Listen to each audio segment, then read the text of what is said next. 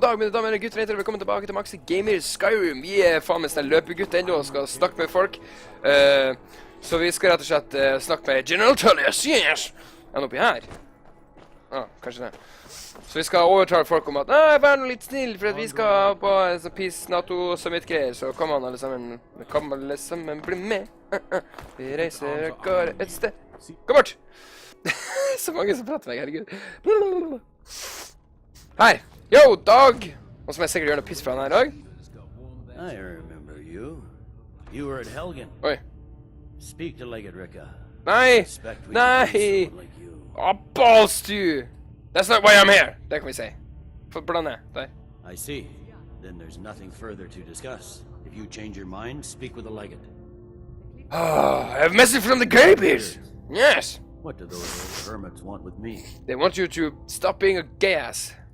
Why, there's nothing to discuss as long as that traitor Ulfric is in arms against his rightful emperor. They are getting to be a problem. But I wasn't sent to Skyrim to fight dragons. No, you weren't. My job is to quell this rebellion, and I intend to do just that. Dragons or no dragons. Jävla stakkuk, det har du sett. The best time to negotiate is from a position of strength. Hva skal velge her? Litt før jeg persuade. I'll be the judge of that. Ah, fuck! Besides, by all reports, the Stormcloaks are suffering just as much as we are from these dragon attacks. Yes, they are. The best time is... Ulfric has agreed. Has he? I suppose he doesn't want to miss a chance to bluster about the Empire's many crimes. Exactly, so da må du være He's probably hoping I'll refuse so he can blame the Empire for being unreasonable. Nettopp! I think I'll have to disappoint him yet again. Good. You'll come to the Peace Council then? Yes! Fine, I'll come to this Greybeard Council. For all the good it will do. Yes, good! Good. I'm telling you. Good job! Ulfric's planning an attack on Whiterun. He'd be insane to try. Who is Don't this? even think about it. Who are you? That's not what my scouts report. Don't even think about it. Wow, okay. Good. Kult. Det er så mye snakk. Herregud, det er mulig. Så mye blæ. Call the peace council at High Hrothgar. Can you believe it? Both Ulfric Stormcloak and General... Ja, det er jo jeg som har fått dem til å komme da, så fjern deg noe tosk. Hvem er du? Talking peace with Ulfric? You must be an optimist. Pass deg, jeg ser kona mi på deg, for du gjør det. YOLO! Nei, det er jeg ikke. Jeg skulle hoppe utfor. Se hvor skuff det var. YOLO! Ok. Let's go. Hvor vi skal hen? Vi skal nå til Anhanger igjen? Nei? Jo, kanskje? Hvem? Hvor? Vent nå, skal vi se. Dr. Anhanger. Yes. Vi har snakket om Stormcloak. Bla. Ok. Let's go. Hvor? De er jo her oppe, selvfølgelig. Det visste jo. Lurte jo. Oi, her. Gå dit. Hei, Hrothgar. Får vi til. Kult. Hei, hopp. Få rulle om det. Yes, let's go. Nå er jeg sikkert før alle andre, så må jeg vente i 8 år på at de kommer. Det er et standard. Alright, let's go. Let's do this. Hey, Peace Council, motherfuckers. Whoop. I did it. Yeah. So, you've done it. Men of violence are gathered here in these halls whose very stones are dedicated to peace. Yes, good. We should not have agreed to host this council. The Greybeards have no business involving ourselves in such matters. Ja. Don't worry, I'll get them to be there. Jeg vet ikke hvordan det skal... Peace? I doubt it. They may put their weapons down for a moment, but only... Nå har jeg litt feeling på at vi er nødt til å avgjøre hvem vi skal join from. They are not yet tired of war. Far from it. You know the ancient Nord word for war? Season unending. Ja. And so it has proved. Faen så negativ du er. But Satan regrets også. are pointless. Here we are. Ja, nettopp. Så gjør den beste ut Take av your det. seat at the council table, and let us see what wisdom we can find among these warriors of Skyrim. So, Det er kult hvis du kunne være slakt eller? Gear, is it? You know why we're here. Are you going to let us in or not? Hvor du kommer for? Not invited here. You're not welcome here. Hvor de skal hen? We have as much Exactly. right to be at this council as all. Nei, det har du ikke. More, actually. Since we were the ones that put the Dragonborn on this path. Åja, jo, never mind. Mjøl, hysj! hubris of the blades truly knows no bounds. Yes. Ja, men jeg ser de for meg. The matter at hand is urgent. All doing must be stopped. You wouldn't have called this council if you didn't agree. Jeg ser de for meg. Jeg bestemmer. Jeg er Dragonborn. Come on. Yes. Good. Så. Shh. Shh. De er med. Ja, nettopp. Good. Yes. Takk meg. Whoop. Okay, let's go. Let's go. You may enter. Er det borti her? Quick scan. Åh, det er for den. Never mind. Ok. Bra. Flott. Meg først. Hei, Dragonborn. Hei. Aha! Peace Council. Whoop! Yes, good. Vent litt. Fuck you all! Fuck you. Nei. Woho! Her er det ikke noe drikking. Nei. Sånn. Så jævlig teit. Nå setter jeg meg. YOLO! Åja, skulle vi ikke sette oss? Nå føler jeg meg litt awkward når jeg er så sett. Ok. Take your seats, bitches. Sett dere. Smekker dere. No, you insult us by bringing her to this negotiation. Å, herregud! Your chief Talos hunter. Oi, det passer ypperlig. I have every right to be at this negotiation. Det er brønnalarmen som går, så jeg tror vi ser pause mens den går.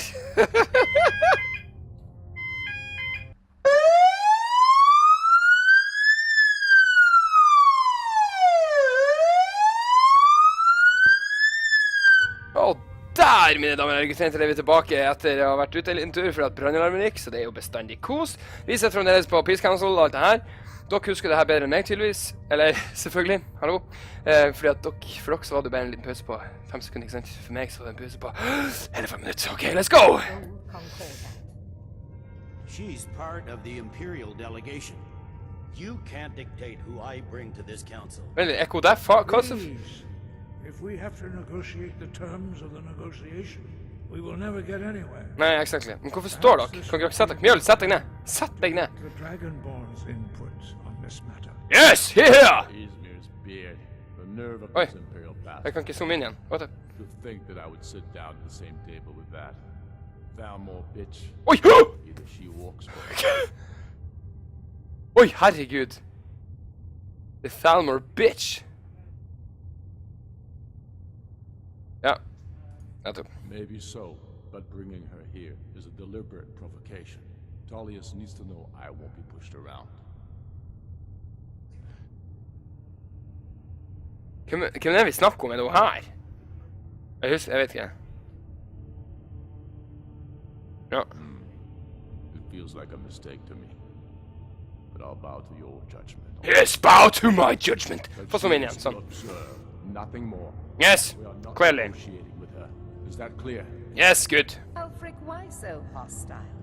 After all, it's not the Thalmor that's burning your farms and killing your sons. Oh, fuck off. Supposed to be on our side? No. Not this time. Nettopp. Now that that's settled, may we proceed? Hvorfor kan ikke jeg få min hjelper der? Sett deg ned! Here we go. Her vil jo The ikke only funke. Å, reason herregud. I agreed to attend this council was to deal with the dragon menace. Ja, nettopp. There's nothing else to talk about. Unless the Empire is finally ready to renounce its unjust claim to rule over the free people of Skyrim. I knew he wouldn't be able to resist. A temporary truce to allow the Dragonborn here to deal with the dragons, nothing more. Ja, so let me deal with I it. Let me do my consider job. talking to the Empire a generous gesture. Åh, slutt å være så Are cocky. you done?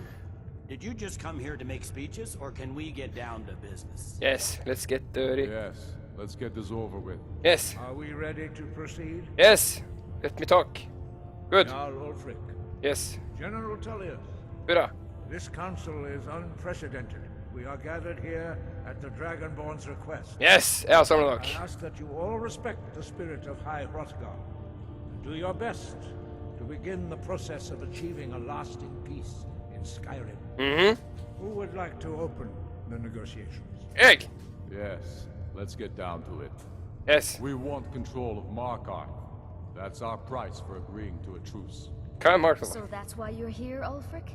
You dare to insult the Greybeards by using this council to advance your own position? Jarl Elisif.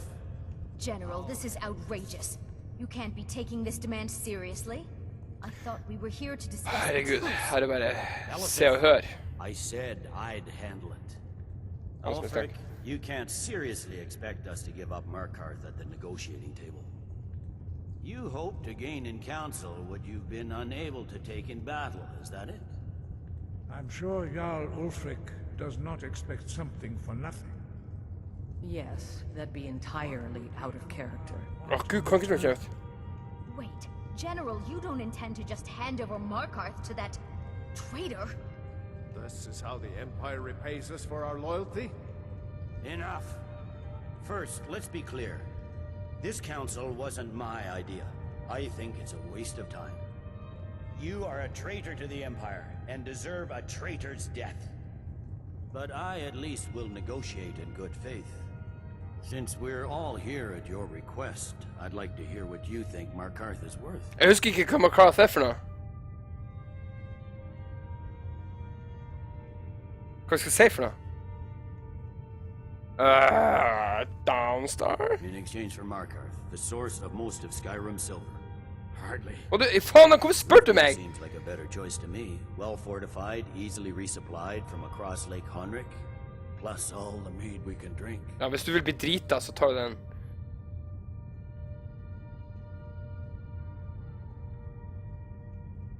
Åh, sånn her, ja, piss. Ja, vet du hva? You ask my opinion, I give it to you. I was hoping you could put aside your loyalties for the greater good, but I see you're firmly in Ulfric's camp. Det er ikke noen som camp, de fetta. Gå Having bort. another port would ease our supply situation considerably. Shut up. Better than nothing, I suppose. But Ulfric will need to offer a lot more if he wants me to give up Markarth Men without jeg skal ikke være sånn mellomledd. Hallo. Dragonborn has spoken, Tullius. Markarth will be ours. Now we'll see if there's anything behind your talk of good faith. I don't blame you, Dragonborn. You made the best of a bad situation. Jeg liker faktisk But I Empire can bedre, see skal være now ærlig. that this is not a negotiation at all. I know you, Ulfric. If I hand over Markarth, you'll be ready with a new demand. You'll never defeat the Empire, and you know it. But you're willing to sacrifice thousands for your own selfish ambition. Soon enough, I'll have you back under the headsman's axe, and this time there won't be any dragon to save you. As always, the Empire's fine words are worth nothing. Stop! Are you so blind to our danger that you can't see past your petty disagreements? Yes. Here you sit arguing about nothing, while the fate of the land hangs in the balance. Is he with you, Delphi? If so, I advise you to tell him to watch his tongue. He is with me. And I advise you both to listen to what he has to say before you do anything rash. Don't you understand the danger? Don't you understand what the return of the dragons means? Alduin has returned, the World Eater. Even now he devours the souls of your fallen comrades. He grows more powerful with every soldier slain in your pointless war. Can you not put aside your hatred for even one moment in the face of this mortal danger? A very pretty speech. But what does That's it have enough to out do of with you. the... I don't Jeg er enig, know hold about the kjeft. end of the Jeg liker world, Antonius mer og mer. but this dragon situation has gotten out of hand. Mhm. If this truce will help the Dragonborn here put an end to that menace, we both gain. Remember that, Ulfric. Yes, remember that, pussy face. Now, back to the matter at hand. You know as well as I do that we can't hand over Markarth on these terms. Okay, ta riffen nå. To them gets us. I'm listening. We want compensation for the massacre at Karthwasten. You slaughtered the very people you claim to be fighting for. True sons of Skyrim would never do such things. Damned Imperial lies. My men would never stoop to such methods, even in retaliation for your butchery at... All the blood spilled in this war is on your head. You've been even-handed so far. What do you say to our demand? Jeg vet ikke helt. Who's to say with it? Jeg er liksom litt på lag med han Tulles. Jeg synes han var egentlig en fornuftig kar, skal jeg være ærlig. I hvert fall akkurat nå. Og så har jeg aldri likt de her. Han her, idioten her. Han er så jævlig stygg, men han liker vi. Men noe her liker vi ikke. Så faen, hva vi skal si? Hey. Who's to say what happened? I should have known better than to expect you to give us a fair hearing. Ja, men fuck deg da, din... Once again, the Empire takes the blame for the crimes of others. Ja. You know I can't agree to these terms. The Emperor would repudiate this treaty and I would be recalled. Show us bones. Where will these demands end? Let's hear it. We want Kralder removed as Jarl of Winterhold and an Imperial candidate put in his place. Ja, det kan være enig. What next, Tullius? Shall I just hand over all of Skyrim? I guess I have no choice but to let the Dragonborn decide, although I'm starting to doubt your fairness. Ja, men det der var jeg enig i. So, Dragonborn, what do you say? Ja, I agree. I knew I could count on you. Good. I suppose that's the fairest deal we're likely to get. Yes, exactly. It seems we may have an agreement. Good. Fredsråd. Jarl Ulfric, General Tullius. These are the terms currently on the table. Jesus. Markarth will be handed over to Ulfric's forces. Jarl Igmund will step down, and Thongvor Silverblood will become the Jarl of Markarth. Ulfric will allow Imperial forces into the Pale. Skald the Elder will go into exile, and Brynna Merilis will assume the Jarlship. Winterhold will be turned over to the Empire, although the college itself will retain its traditional neutrality. Jesus, det var en lang avtale. You both agree to this? The sons of Skyrim will live up to their agreements, as long as the Imperials hold to theirs. What about you, Ellison? Are these terms to your liking? Speak up. I'm sure General Tullius is waiting to do your bidding. I have nothing to say to that murderer. General, you've proven yourself a good friend to Skyrim. I continue to trust that you will do your utmost to safeguard our interests. Faen så mye prating det har vært nå, herregud. Thank you, Jarl Elisif. Men hvorfor er kjerring Jarl? Det The Empire can live with these terms, yes, for a temporary truce, until the dragon menace is dealt with. Ja, ok. After that, Ulfric, there will be a reckoning. Count on it. Ok, så etter det så er det We have a lot of work to do. Giving up Markarth is a heavy price for this truce, Dragonborn. I hope sorry. it's worth it. Jarl Balgruf, I assume you are familiar with the Dragonborn's plan. Yes, I'm ready to do my part. Good. Just say the word, and my men will help you spring this trap. Jeg er ikke helt fan av det, It men... remains how to lure a dragon to Dragon's Reach at all. Jeg kan jo kalle han til Well, liksom. that's an excellent question. You haven't overlooked that little detail, have you? Nei, det har jeg ikke. Shut up. I believe I can be of help here. Yes, jeg spør vet du. I anticipated the problem. While you were arranging this meeting, I was busy in the library of Skyhaven Temp, an unguessed trove of lost lore. But the important thing is that the blades recorded many of the names of dragons they slew. Cross-referencing this with Delphine's map of dragon burials. Hva som lager lyd det? I believe I've identified one of the dragons that Aldwin has raised up. Don't you see? The names of dragons are always 3 words of power, shouts. Okay. Calling the dragon with a voice. He will hear you wherever he might be. He's not compelled to, but dragons are prideful by nature and loath to refuse. He's not compelled to, but dragons are prideful by nature and loath to challenge. Your voice in particular is likely to intrigue this dragon after your victory over Aldwin.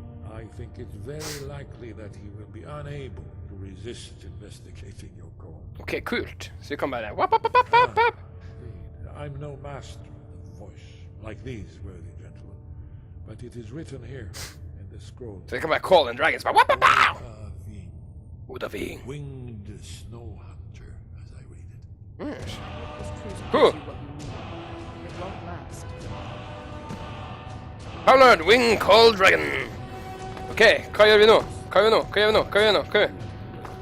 Yes, I will deliver. Yes, get down to it. Get down to it. Yes! Men da det nok prat. Let's go. Men det å tilkalle denne dragen må vi gjøre i neste episode, mine damer og gutter og jenter. Så håper jeg dere koser dere når dere ser på at jeg setter på Skyrim, selv om at vi må ha pause inn og ned for brannalarmer og tekniske problemer som ikke har lyd. Så det kjempefint. Så sier jeg bare tusen takk for at du så på denne episoden, så snakkes vi. Hei!